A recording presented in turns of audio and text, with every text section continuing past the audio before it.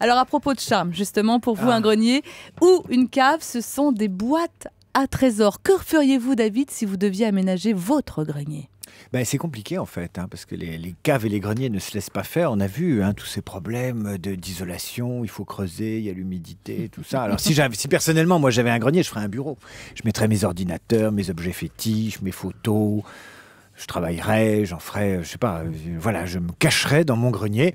Parce que quand vous y réfléchissez bien, vous visitez les caves, les greniers, de quoi vous apercevez ? Vous apercevez qu'on a beau chercher de l'espace et des mètres carrés supplémentaires, souvent les caves et les greniers ne se laissent pas faire comme ça. C'est des pièces compliquées à aménager, c'est pas simple. Non. Ils se laissent pas faire, pourquoi ? D'abord parce qu'un grenier comme une cave, c'est pas facile à apprivoiser, c'est petit, c'est sombre, parfois c'est humide, mais pas seulement. Les caves et les greniers, c'est un peu la boîte noire d'une maison, comme il y a les boîtes noires dans les avions. C'est là que s'entasse le passé, les vieux jouets, les choses qu'on veut pas jeter, mais qu'on va jeter quand même, mais qu'on jette pas quand même. Enfin bon, c'est compliqué un grenier. Le vin qui vieillit, on le met à la cave, les vieilles fringues, les vieux meubles, les objets dont on veut se débarrasser mais qu'on n'ose pas jeter. Bref, la cave et le grenier, c'est pas des pièces faciles, c'est un peu des pièces névrotiques dans une maison. Je dirais même que s'il y avait des psychanalystes pour maison, ils iraient d'abord jeter un œil dans le grenier et la cave pour vous dire qui vous êtes, quel est le style de la maison, quel est le style de la famille qui l'habite. D'ailleurs, les enfants sont les plus grands spécialistes des caves et des greniers.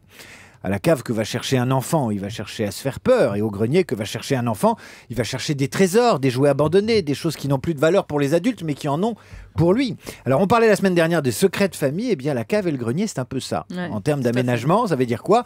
Ça veut dire que lorsqu'on aménage une cave, il faut penser à lui garder son caractère de cave. Sinon, d'après moi, ça ne marchera pas.